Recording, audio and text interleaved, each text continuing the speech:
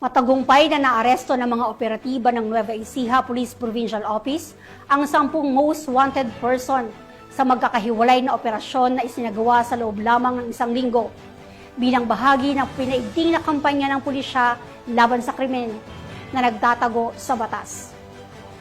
Ang pagkakaresto sa mga wanted persons ay patunay ng determinasyon ng kapulisan sa pagpapatupad ng batas at pagpapanatili ng kaayusan sa komunidad. Police Corporal Dubisito Sana sa report. 10 most wanted person sa lalawigan ng Nueva Ecija ang nadagit ng kapulisan sa ilalim ng pamumuno ni Police Colonel Heril Dagit Liwanag Bruno, Provincial Director ng Nueva Ecija Police Provincial Office.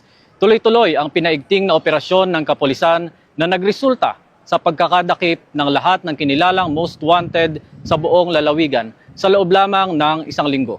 Mula October 1 hanggang 7, matagumpay na naaresto ng NEPO ang 10 provincial most wanted persons sa magkakahiwalay na operasyon na isinagawa ng iba't ibang unit ng kapulisan sa buong lalawigan. Kabilang dito, ang Cabanatuan City Police Station nakapagtala ng 4 na pagkakaaresto, partikular sa mga kasong violation of RA 9165, Comprehensive Dangerous Drugs Act, Frustrated Homicide, Estafa at Theft, at violation of RA 10883, Carnapping Act.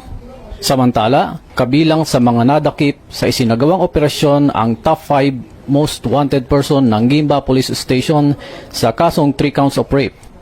Top 6 mula sa San Antonio Police Station na may kasong rape. Top 7 mula sa Santo Domingo Police Station na may 5 bilang ng kasong estafa. Top 8 na may kasong frustrated murder mula naman sa Gapan City Police Station. Top 9 na may kasong rape at lascivious conduct sa Coyapo Police Station.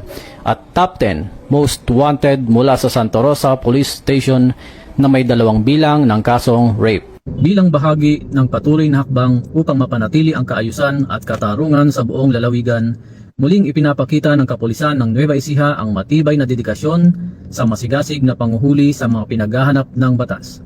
Mula dito sa Nueva Ecija Police Provincial Office, ako ang inyong PNN correspondent, Police Corporal Luisito P. Sana, alagad ng batas, tagataguyod ng Balitang Pulis.